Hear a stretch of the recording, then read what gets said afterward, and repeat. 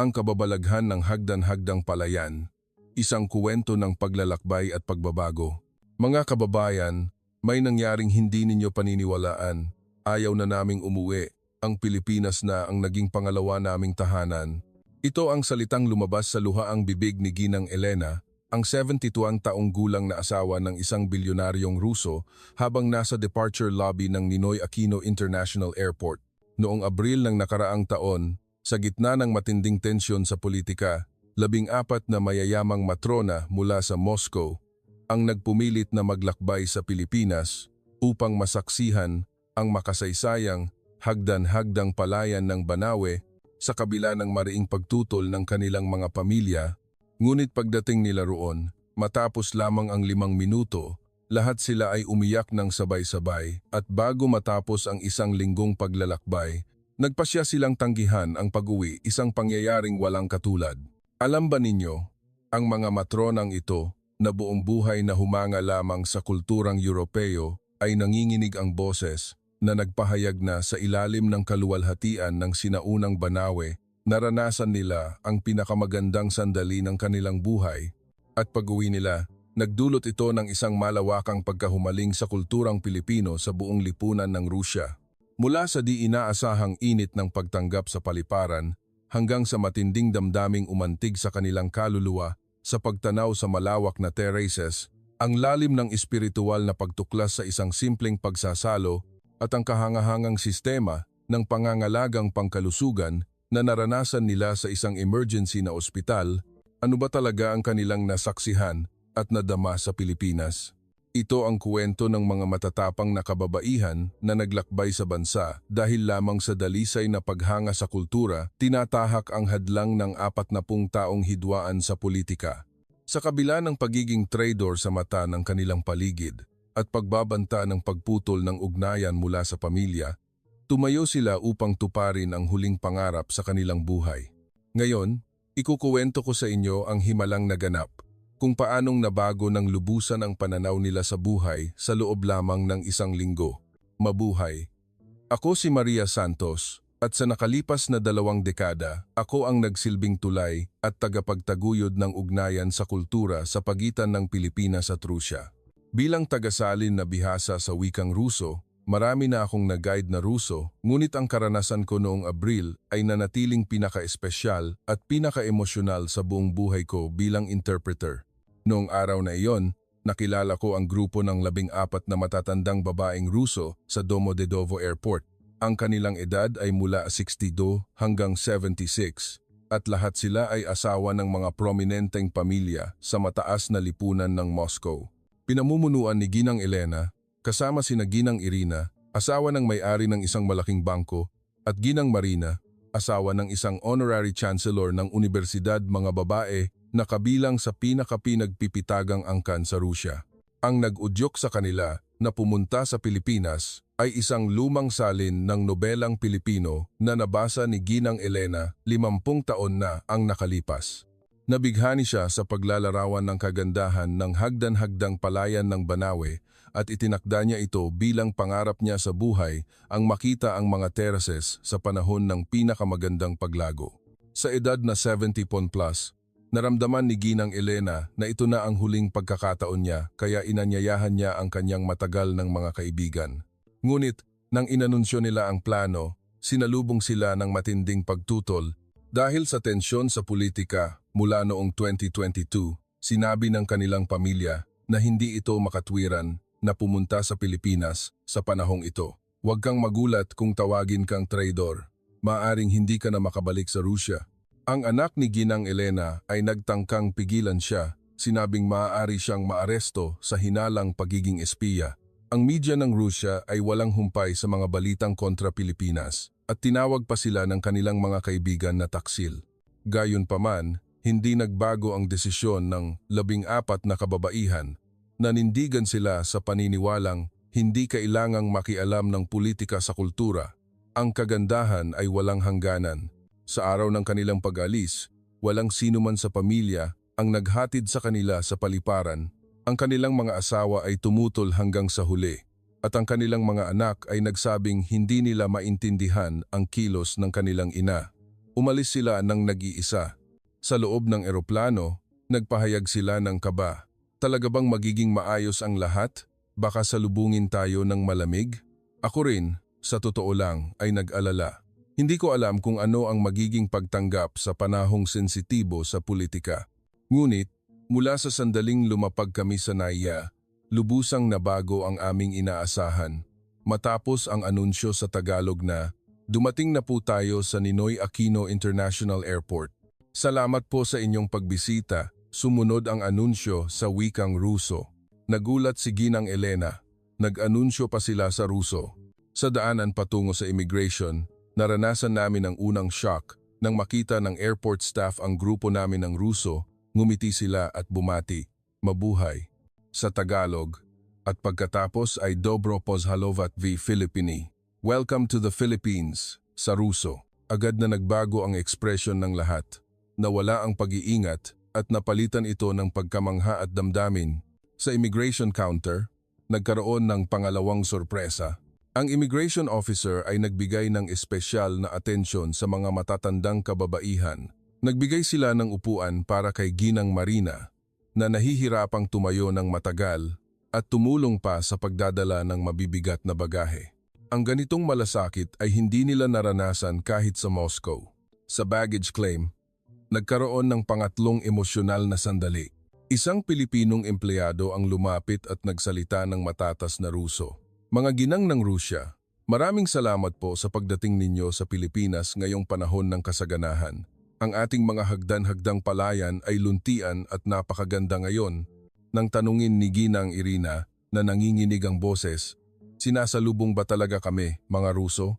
Sumagot ang empleyado, siyempre po. Ang puso na umiibig sa kultura ay walang hangganan. Lahat ng nandoon ay lumuha. Ang pagtanggap ay malayong malayo sa inaasahan nilang malamig na pakikitungo. Hinawakan ni Ginang Elena ang kamay ko at sinabing, tama ang desisyon kong pumunta. Kahit sa puntong ito, sulit na ang lahat. Sa limousine bus mula sa Paliparan patungo sa sentro ng Maynila, nakatingin sila sa tanawin. Ang mga kalye ay punong-puno ng mga puno at ang mga jeepney ay makulay at masigla. Ito ang kagandahang nakita nila sa kanilang mga pangarap. Talagang totoo pala ito. Mas maganda ito ng ilang ulit kaysa sa mga larawan. Ang mga bulungan mula sa lahat ng sulok. Nagbigay pansin din ang driver at dahan-dahan ang takbo sa mga lugar na may magandang tanawin. Napakaamo ng mga tao sa bansang ito, sabi ni Ginang Marina, na labis na naantig. Dumating kami sa hotel sa gabi. Sa pag-check-in, naghanda ang front desk staff ng isang espesyal na message card para sa kanila. Maligayang pagdating sa Pilipinas. Naway maging kahanga-hanga ang inyong pamamalagi, nakasulat sa Ruso. Ang kanilang mga kwarto ay espesyal na inihanda na may tanawin ng isang lush garden o ng paglubog ng araw sa Manila Bay. Nagtipon ang lahat at tumitig sa tanawin ng tahimik. Ang tanawing pinangarap nila sa loob ng 50 taon ay nasa harapan nila. Tahimik na umiyak si Ginang Elena at bumulong na tila nagdarasal, salamat, Diyos ko. Pinakita mo ito sa akin habang nabubuhay pa ako. Noong gabing iyon, habang naghahapunan sa hotel, nag-uusap sila ng may labis na tuwa. Mas higit pa sa aming naisip. Ito ang pinakamagandang tanawin na nakita ko sa buong buhay ko. Kaya naman, nagpasya silang, bukas, maglalakbay na tayo sa kababalaghan ng hagdan-hagdang palayan. Kinaumagahan, nagtungo kami sa Hilaga para sa aming tour sa Banawe. Kahit ang paggamit ng mga pampublikong sasakyan ay isang bagong karanasan, nakarating kami ng walang problema dahil sa tulong ng mga lokal. Sa unang sandali na nakita nila nang malapitan ng mga hagdan-hagdang palayan ng Banawe ang ika-8 himala ng mundo, lahat ng 14 ay sabay-sabay na sumigaw ng, "Oh!" At pagkatapos, nangyari ang di ka pani-paniwala. Lahat sila ay nagsimulang umiyak ng sabay-sabay. Ang mga babaeng mahigit sa 20 taong gulang ay humihikbi, dala ng labis na pagkabighani sa makasaysayang, matatag, at makapangyarihang kagandahan. Ang mga Pilipinong dumadaan ay huminto at naantig din sa eksena. Lumuhod si Ginang Elena sa tabi ng terraces at sinabing may luha, napakaganda, napakadalisay at napakatapat. Ito ba ang diwa ng Pilipinas? Sinabi ni Ginang Marina. Akala ko ang nyebe ng Rusya ang pinakamaganda sa mundo, pero ang kagandahan nito ay ibang dimensyon. Habang kumukuha kami ng mga larawan, may lumapit sa aming isang matandang mag-asawang ifugaw.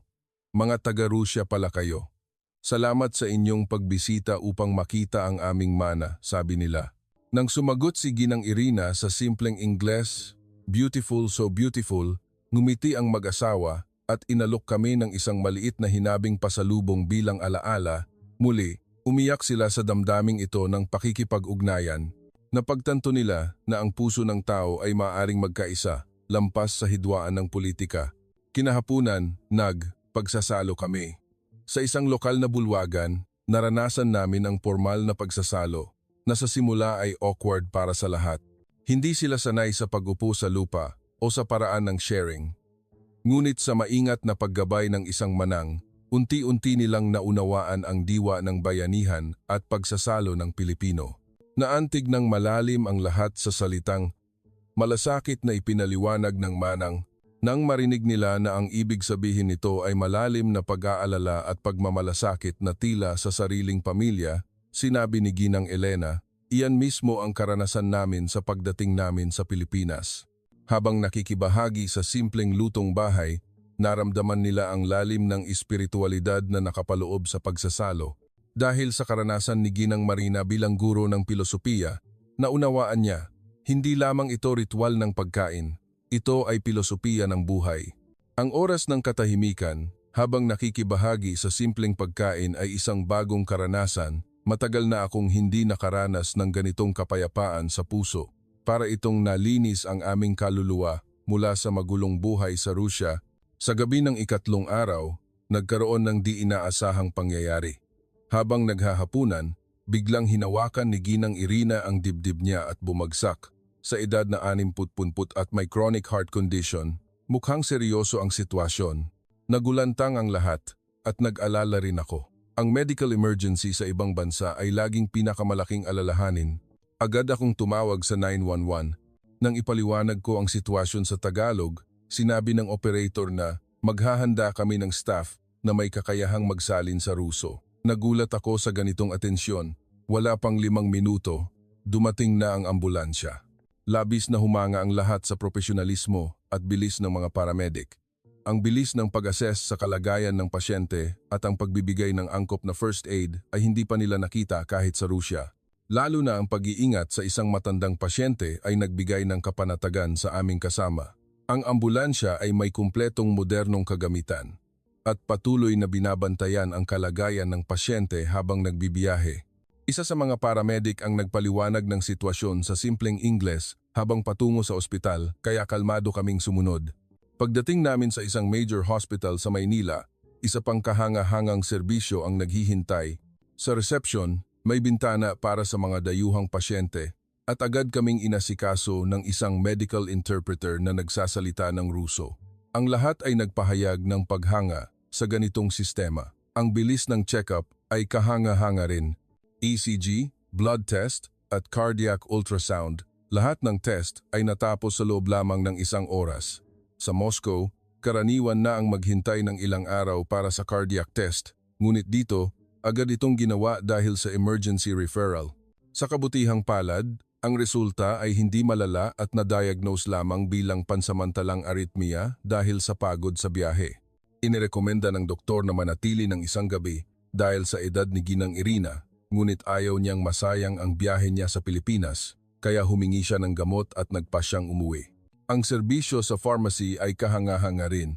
Sinuri ng pharmacist ang interaksyon ng iniresetang gamot sa mga iniinom niyang gamot sa Rusya at naghanda pa ng instruction sheet sa Ruso. Bukod pa rito, nagbigay sila ng ekstrang gamot upang may magamit pa siya pag uwi sa Rusya, isang tunay na malasakit. Nagulat din kami sa mura ng medical cost. Kasama na ang emergency visit, iba't ibang test at gamot, ito ay halos 1,500 lamang ng bayad sa pribadong ospital sa Moscow. Walang additional charge dahil dayuhan at nagkaroon pa ng discount dahil matanda. Ang kabaitan ng lahat ng hospital staff ay di malilimutan. Mula sa doktor, nurse, technician hanggang sa admin staff, Nadama namin ang kanilang taos-pusong malasakit sa mga dayuhang pasyente. Kapag hindi namin maintindihan ng wika, ginamit nila ang translation apps o sign language para lang makipag-ugnayan. Habang papalabas ng ospital, sinabi ni Ginang Elena, "Sana, may ganito ring kabaitan at epektibong sistema ng kalusugan sa Rusya." Sa karanasang ito, lalong lumalim ang tiwala at pasasalamat nila sa Pilipinas. Mula sa ika-4 na araw, mas naging masigla ang kanilang biyahe. Sumama na rin si Ginang Irina na gumaling na at nagplano kaming bumiyahe sa Intramuros, ang walled city. Bago ito, sumakay sila sa LRT, MRT at humanga sila sa efficiency at comfort nito. Sa Intramuros, naglakad sila sa mga cobblestone streets at naglibot sa San Agustin Church. Ang paglalakad sa lugar na puno ng kasaysayan, na may mga makalumang istruktura na napapalibutan ng luntian, ay tila mundo na nabasa lang nila sa aklat. Ito ba ay totoo? Masyado itong maganda, parang panaginip, sabi ni Ginang Marina. Sa pagbisita sa Casa Manila, humanga sila sa arkitektura at ang harmony nito sa kalikasan. Ito pala ang Philippine aesthetic.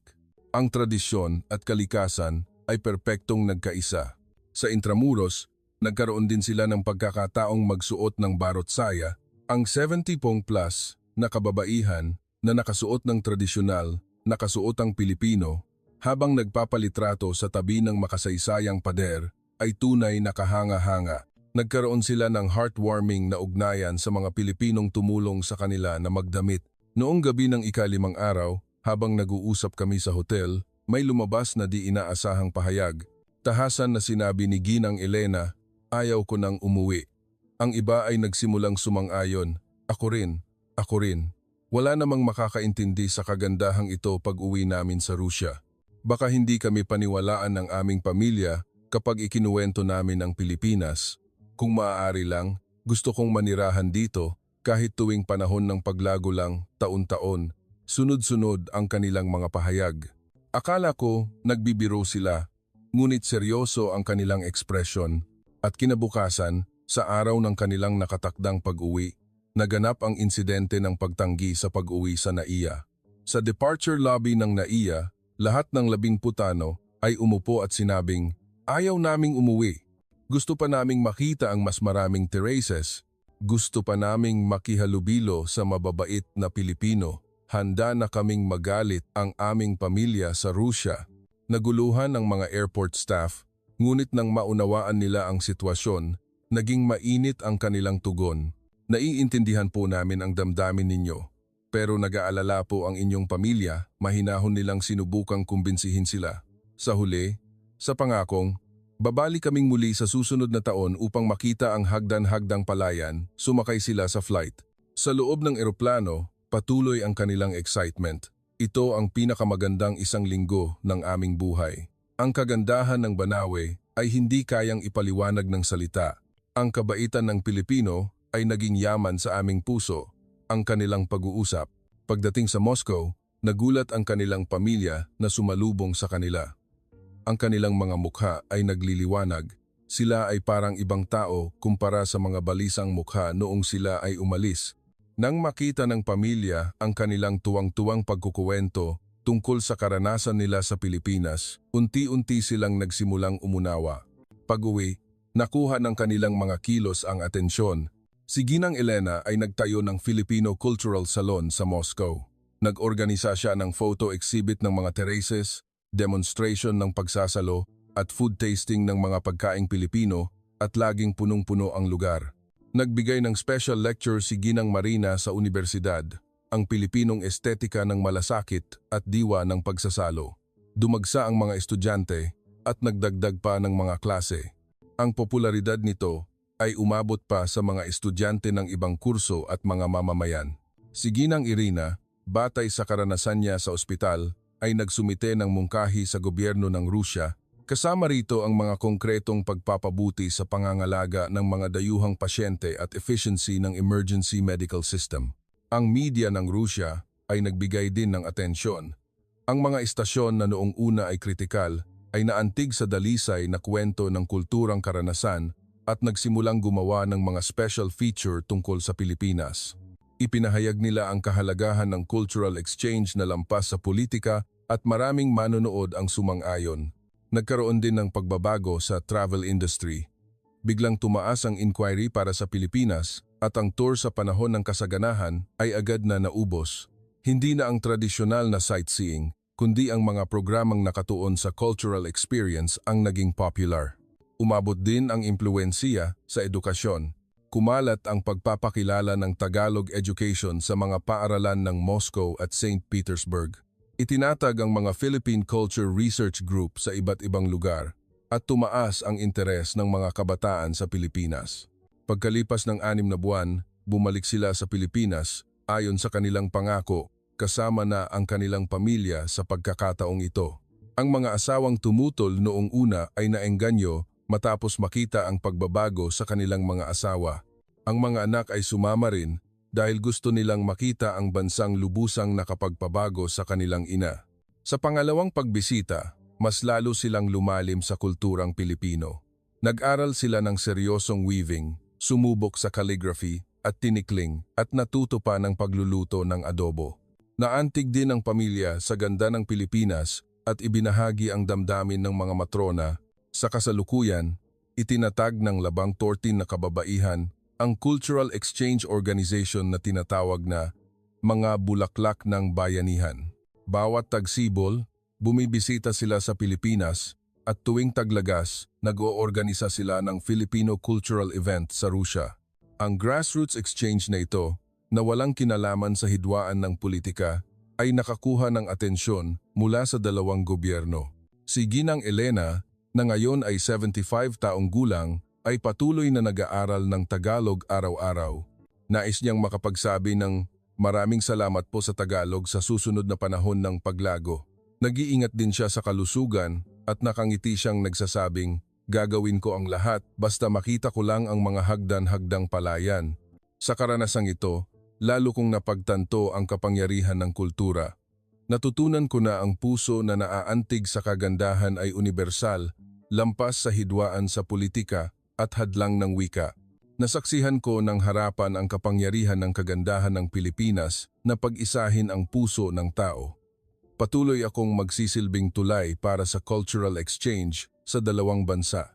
Umaasa akong ang tapang at dalisay na pag-ibig sa kultura na ipinakita ni Ginang Elena at ng kanyang mga kasamahan ay makakarating sa mas maraming tao. Dito nagtatapos ang kwento ngayon. Ang kwento ng 14 na mayayamang Ruso na nagpumilit pumunta sa Land of Bayanihan sa kabila ng mariing pagtutol ng pamilya, umiyak matapos lamang ang 5 minuto at tumangging umuwi isang nakakaantig na 1 linggong paglalakbay. Ano ang masasabi ninyo sa mga bida ng kwento? Hatid sa inyo ng Inspiration Station.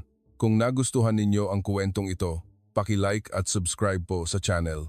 Maraming salamat po sa panonood.